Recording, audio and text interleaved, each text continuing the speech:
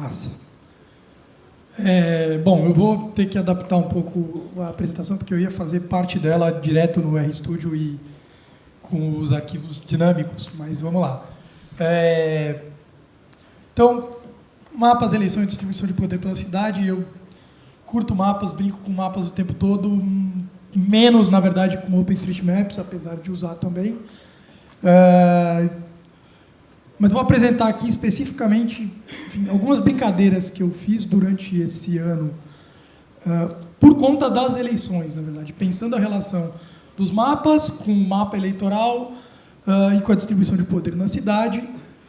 Isso foi motivado, entre outras coisas, porque eu me lancei candidato a vereador e eu queria entender melhor o cenário dessa distribuição de votos, mas porque, na verdade, enfim, o trabalho foi basicamente entender como se dá a distribuição de votos no Legislativo, porque toda eleição, no dia seguinte da eleição, para o Executivo, você tem no jornal lá a distribuição, né? A notícia esse ano aqui em São Paulo é que a periferia, nem a periferia votou no Haddad, né? Perdeu em todos os distritos, ou, na verdade, o Dória ganhou em todas as zonas eleitorais. Haddad é o prefeito, vai deixar de ser daqui a pouco, do PT, e vai entrar o João Dória, que é o prefeito do PSDB, tá? Para quem não é de São Paulo ou do Brasil. A gente teve eleição e, historicamente, o PT, que é o nosso partido de esquerda, eu tenho que explicar tudo isso, vai ser confusa essa explicação. Vai ser confusa. Tá, beleza. Moral da história, eu queria mapear para entender como se dá para o território no Legislativo, que é uma coisa que ninguém presta atenção. A gente só presta atenção em quem vai ser o prefeito, em quem vai ser o governador e por aí vai. Então, eu sou hacker, ativista pelos dados abertos há bastante tempo, ajudei a fundar a Transparência Hacker e o Ônibus Hacker. A Transparência Hacker é um coletivo de hacker ativistas, designers, desenvolvedores, que atua pelo Brasil inteiro, trabalhando com dados abertos e com como a gente usa as tecnologias para criar novas formas de se relacionar com a política. E o Ônibus Hacker é uma versão com rodas que viaja pelo Brasil. Espera aí, botão errado.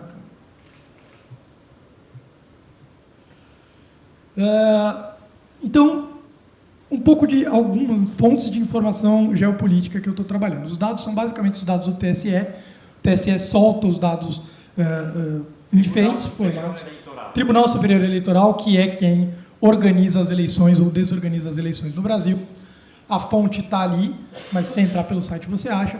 E os dados são razoavelmente bem estruturados e razoavelmente bem disponibilizados. Tá? Tem várias granularidades, eu estou elencando aqui 3 com relação especificamente a resultado de eleição. Então, você tem separado por zonas eleitorais, e dentro disso você tem sessões eleitorais, e dentro disso você tem uma urna. Então, uma sessão eleitoral, quem foi votar sabe, vai lá, uma sessão eleitoral, que é onde você vota, tem um monte de urna. Né? Cada uma dessas urnas gera um relatório digital, tem toda uma discussão sobre segurança do voto, e se o voto deveria ser não impresso por causa disso. Cada urna gera um log dessa urna, esses negócios são aglutinados em sessões, são aglutinados em zona. Para o mapeamento que a gente vai trabalhar aqui, eu estou trabalhando com zona eleitoral, porque para São Paulo isso faz sentido. Mas se vocês forem fazer esse trabalho em municípios menores, muitas vezes o município só tem uma zona eleitoral, então você vai ter que trabalhar com os dados de sessão, mas também é viável. A treta é que a sessão eleitoral não tem um polígono associado a ela, objetivo. Em vez disso, você vai ter que trabalhar georreferenciando o ponto, enfim, dá uma certa complicação. E o polígono de uma zona eleitoral é uma coisa que, durante várias eleições, a gente não conseguiu. Eu sempre pedia, nunca conseguia. Eu ia lá no cartório eleitoral, eles têm um mapa com os polígonos, portanto, eu sabia que em algum lugar alguém tinha feito aqueles boundaries, mas a gente passou várias eleições tentando conseguir. Nas eleições anteriores a essa, o que a gente fez lá na Transparência Hacker e várias pessoas fez foi roubar um shapefile, na verdade um KML do Google, um KML que o Estadão Dados conseguiu, não sei aonde, publicou. Mas esse ano o Tribunal Regional de São Paulo, surpreendentemente, me respondeu super rápido, falou, tá pronto aqui o shape, temos os polígonos. Isso era algo muito legal da gente colocar para dentro do OpenStreetMaps. Eu não consegui ainda, enfim, estava pronto para São Paulo, não estava pronto para outros lugares, não é algo que o tribunal ligue muito, mas é uma coisa para a gente batalhar. Tá? Algumas perguntas para se fazer, né? Por que me interessou entrevistar esse set de dados? Como se distribuem os votos para vereador espacialmente? É concentrado, é desconcentrado? Como funciona? Onde estão e quem são os votos brancos e nulos? Uma das minhas provocações eleitorais era como é que a gente traz de volta pessoas que desistiram da democracia, ou que estão revoltados com a democracia, ou que simplesmente não querem levantar de casa e sair para votar. Aonde são e quem são eles? Esse é um índice que vem crescendo historicamente. E quais zonas eleitorais têm maior ou menor disputa de votos? Tem lugares onde não tem disputa e o cara já ganhou e ele tem 100% dos votos daquela região? Para essa apresentação aqui, eu vou trabalhar só com a primeira questão. Estou trabalhando com R, Python é lindo, eu sou super a favor, quem quiser aprender Python é massa, mas R também é uma belezinha e dá para fazer coisas muito divertidas. Então eu vou meio que fazer um tutorialzinho aí, tá, gente? Não sei se isso vai servir para alguma coisa para alguém, mas foi legal para mim. Então, data table, que é uma funçãozinha do R para ler volumes maiores de dados mais rápido do que a função nativa. A gente carrega ali o TXT com os dados das eleições. Aí aquelas frescuras, o governo brasileiro adora, o IBGE adora ponto e vírgula e encode em latim 1, não sei por que a gente não pode usar o TF8 e vírgula. Não tem header, mas tem uma documentação razoável no site do TSE.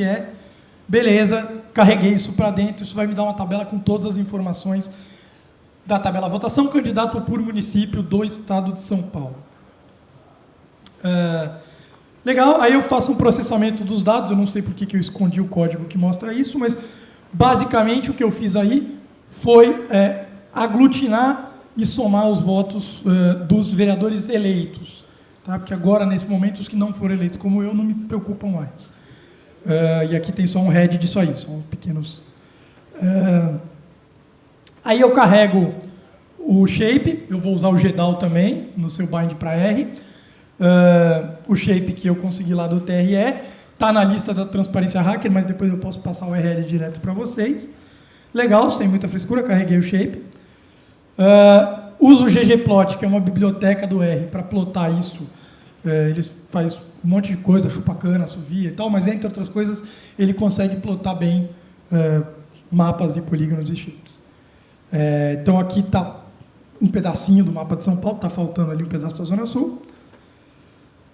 Fortificando os dados. O que eu estou fazendo aqui? Basicamente eu estou pegando aquele shape e jogando para dentro dele a quantidade de votos por zona eleitoral. Então, estou filtrando aqui o Toninho Vespoli e fazendo um join na tabela. E aí, faço usando o mesmo ggplot e uma série de parâmetros que vão me deixar o gráfico ficar bonitinho. Eu consigo visualizar a votação por zona do Toninho Vespoli, que foi candidato eleito pelo PSOL. Então, você vê ali, tipo, a zona verde escura são mais de 4.000 votos só naquela zona eleitoral. E aí, trazendo um pouco das respostas... Alguém tem um pendrive? Eu posso passar todas as imagens para cá. Alguém tem um? Sim, tem. Essa é uma pergunta ou é só uma afirmação? Tem. Te arrumo um. Tá, perfeito. Então, me arruma um, por favor. Mas você tem 15 minutos ainda. Tudo bem. Por isso. Pronto. Esse comportamento dos votos, e a primeira vez que eu vi isso foi uma surpresa para mim, na verdade, se reproduz por quase todos os vereadores, tá? Ou seja, a grande maioria dos perfis de voto são extremamente concentrados em uma ou no máximo 2 ou 3 zonas, né? O que leva a algumas discussões interessantes, como, por exemplo, a história do voto distrital, porque se você pegar na prática mesmo, tipo, o perfil de votação das pessoas já se dá de maneira distrital. E aí você vai ter alguns vereadores eleitos por cada um desses lugares. Deixa eu copiar esse negócio para cá, peraí. Então eu fiz alguns aqui. Sâmia Bonfim, que foi vereadora da bancada ativista, movimento que eu integrei, também alguma concentração de votos, também do PSOL, um pouco menos de concentração, muito Zona Oeste e tal, pá, nós ali, pouca periferia, que também é um comportamento que a gente acaba vendo muito. Aí você pega Policy Neto, por exemplo, que é do PSD, Perus, e o Policy tem um spoiler interessante, porque eu conheço ele, me dou super bem com ele, mas não sabia desse traço. Eu encontrei com um pessoal que trabalhou na campanha dele, e aí eu perguntei uma coisa que eu sempre tive curiosidade e não tinha perguntado ainda, que era, por que Perus? Ele não é de Perus, ele não mora em Perus, ele não faz nada em Perus. Aí eles me falaram que a primeira vez que ele foi eleito, o Serra, que era o manda-chuva no momento, falou assim, velho, alguém tem que cuidar de Perus, a gente não tem ninguém em Perus. E aí ele foi para Perus e passou 4 anos do seu trabalho legislativo focando sua energia e suas ações em Perus. Ele faz uma série de outros projetos de outras ordens, mas focando ali em Perus. Olha que louco, né, mano? Então, mesmo quando o cara não é nativo de uma região, ele constrói uma relação, né, os vereadores constroem relações que são territoriais e que levam para a lógica do voto distrital. Peraí, deixa eu... Consigo, vai dar tudo certo. Só passar o último que eu tenho aqui. Suplicy, que teve seus centenas de milhares de votos. Suplicy tem um perfil diferente de votação, ele teve voto em tudo quanto é lugar. No lugar onde o Suplicy teve menos voto, ele teve mais voto do que a maior parte dos vereadores teve no lugar que fez mais votos. Tipo, um absurdo em vários níveis. E, basicamente, eu vou abrir aqui os outros gráficos só para a gente dar uma pirada nisso. Basicamente, você só tem 2 tipos de pessoas que têm votos que fogem da lógica distrital. Popstar, né? E Tiririca. Não, é verdade, assim, não tô... você pega e diz, não, aquele cara político massa, não tem voto que foge da lógica distrital, ele vai ter concentração de voto. Você vai ter popstar e pastor. Basicamente, são os 2 perfis que, visualizando, a gente consegue ver uma dispersão de votos que eu diria minimamente saudável. Tá? Deixa eu ver aqui, disco removível. É isso aqui.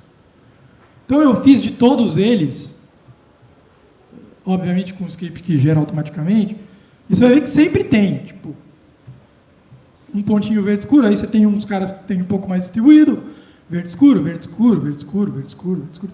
Celso Jatene melhorzinho, pastor, aqui, pronto, Claudinho Fonseca, tal. Davi Soares, pastor, Donato, não, aqui, pô. Eduardo Suplicy, popstar, Eduardo Tuma, pastor, Eliseu Gabriel, concentração alta, enfim, a gente pode ir brincando e passando por todos eles, a grande maioria tem uns... É impressionante, e assim, eu acho que qual é a potência de comunicar isso, né? Enfim, eu estou meio que largando a ficha, porque tem um monte de gente que curte mapa e eu acho que é algo para a gente explorar juntos. Primeiro, você consegue... Eu sei que quando você está num determinado bairro, você sempre sabe quem é o mandante político da região. Mas quando você não está naquele bairro, talvez você não saiba. E isso dá para a gente um mapa muito claro da distribuição de poder pelo município e pelo Brasil. Daria para a gente fazer isso aglutinando partidos e entendendo como passa o bastão do poder de partido para partido. Outra brincadeira, só para eu não esquecer, que eu adoraria ver alguém fazendo, é georreferenciar projetos de nome de rua e a gente conseguir ver uma correlação de forças entre quem dá o nome para as ruas daquela região e se ele é ou não vereador eleito depois. E por aí vai. E aí, antecipando uma pergunta que sempre me fazem, esses dados aqui é a votação absoluta por zona eleitoral. Então, o cara ali teve 6.000 votos, né, o Policy Neto, lá em Perus. Isso significa muita coisa, mas, quando você começa esse tipo de questionamento, uma questão que se coloca é, tá, mas esse número absoluto e o número relativo, né, dependendo do tamanho desse colégio eleitoral, o verde escuro significa uma coisa ou outra, e você não consegue nem comparar diferentes vereadores. Aí eu fiz um outro mapa que eu estava fazendo agora, enquanto estava rolando as apresentações, que é justamente o percentual. E também me deu insights curiosos. Né? Então, ali é 1,5%. Então, apesar de minha primeira fala ser, a gente tem uma configuração de votação normal que é extremamente territorializada e, portanto, de alguma maneira consonante com a ideia de um voto distrital. Por outro lado, quando você vai pegar em termos relativos, a Dilson Amadeus teve, na sua grande concentração de votos, 1,5% dos votos daquela região. Então, o voto é, ao mesmo tempo, extremamente fragmentado, obviamente, em torno de todos aqueles milhares de candidatos a vereadores. E aí você tem só algumas aberrações. Aí, na verdade, aberrações não, né? Quando você tiver, eu acabei de criar essa métrica, tá? Mas acima de 4%, pode ter certeza que esse cara é coronel, capitão do mato daquele curral eleitoral. Sim, é fácil, porque o Alfredinho é... Aí, quer ver? Ó, vamos lá. O Tato é... Ó, não tem muito problema aqui, ó, esse aqui. Claudinho é... Edir Salles é... Suplicy tem voto em todo lugar. Tem um cara aqui, ó, Eliseu Gabriel, 10% dos votos, mano, naquele pedacinho ali. É muito louco isso. Bom, então você tem aqui de todos eles, Fernando Holliday, outro fenômeno dessa eleição, enfim, hiper debatido, discutido, não sei quem é a favor ou quem é contra, mas, de novo, o mapa mostra para você que tem muita gente a favor, tá? Espalhado pelo território. Então, assim, é importante levar em consideração e entender, seja seu afeto ou antagonista político, e acho que ter afetos e antagonismos políticos é importante, tá? A gente precisa politizar a discussão de tecnologia. Enfim, um pouco essa era a provocação em cima da visualização dos dados das eleições. Eu acho que a gente precisa trabalhar com dados públicos e com mapeamento e aproximar as pessoas. O mapa ajuda a aproximar as pessoas da política, elas entenderem o seu território, elas entenderem a sua realidade. A gente pode fazer uma série de provocações e inferências políticas a partir desse tipo de estudo, para provocar reflexão política, inclusive nos eleitores, né, de como a gente vai trabalhar. É super simples, para quem sabe programar. Eu vi que a maioria que levantou a mão era programador, então, assim, as tecnologias para mexer com esse tipo de coisa são triviais, os dados não são extremamente sofisticados, dá para a gente brincar e construir bastante coisa em cima disso. Prefiro abrir para pergunta do que a gente ficar falando aqui, mas fica o convite para quem quiser colar na Transparência Hacker e continuar desenvolvendo trabalhos como esse, que o faça, tá bom?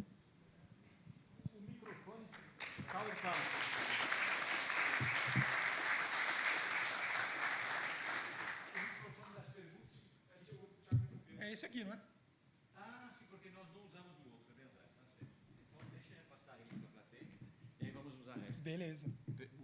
Tá bom? Então, tem uma pergunta aí.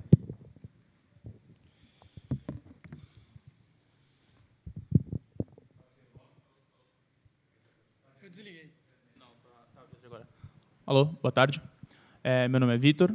Primeiro, Pedro, parabéns pelo trabalho, parabéns pela motivação, excelente.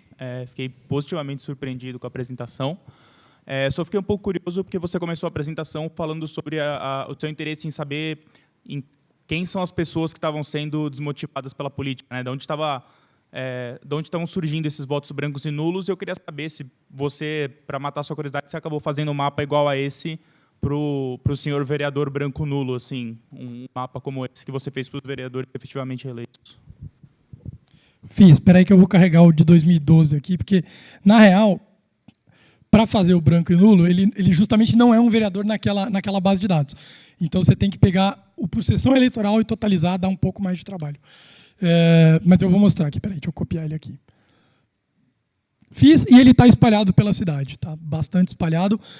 Você tem alguns distritos que têm mais votação brancos e nulos. Não, mas enquanto isso, pode ir passando por outra pergunta, que eu vou copiando aqui, não tem erro.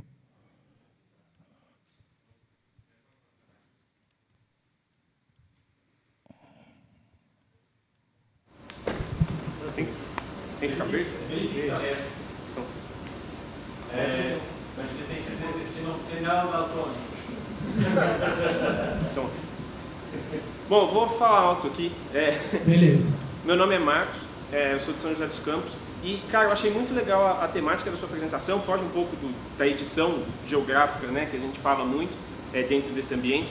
E eu achei muito legal porque eu estou fazendo um trabalho muito parecido com isso, focando no executivo, não no legislativo.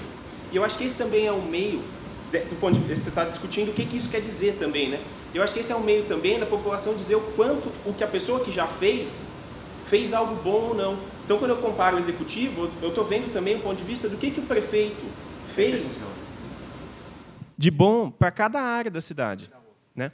Então, também é uma outra forma de analisar e, pô, me senti super bem saber que tem mais alguém olhando para isso, porque é um trabalho que não é todo mundo que faz, né? Parabéns pelo seu trabalho aí. Parabéns mesmo. Valeu. Bom, aqui, ó, brancos e nulos, só para a gente não perder. Extremamente distribuído pela cidade, mas o que é mais impressionante é que se você pegar a quantidade absoluta de votos, né, tipo, o verdinho mais claro são 4.000 votos, essa galera aqui, essa capacidade reprimida de trazer outras pessoas para a política, seria possível colocar facilmente, tipo, 3, 4, 5 vereadores na casa, sabe? Se a gente conseguisse encontrar uma forma de buscar. Obviamente que são muitos motivos, não dá para você colocar todo mundo no mesmo balaio e dificilmente todo mundo concordaria numa mesma pessoa, mas o fato é que tem muita gente abrindo mão dessa escolha, e se no executivo eu acho que isso ainda faz algum sentido, porque às vezes as poucas ofertas que tem ali não te representam mesmo, para o legislativo, onde você tem 1.600 candidatos, mano, você não tem nenhum, realmente é muita falta de vontade de sair de casa ou uma descrença total no sistema político como está, que eu até entendo. True, verdade. Saiu de casa e anulou voto. E esse é só de vereador, tá? É o cara que... Porque tem pessoas que anulam os dois, mas esse cara foi lá, votou e falou, não sei em quem votar para vereador. Pode crer. Não é abstenção. Muito interessante. Mais uma pergunta? Então, Pedro, vamos te agradecer. Gente, de fato, obrigado. uma análise, uma abordagem muito interessante. Salve de palmas para o Pedro.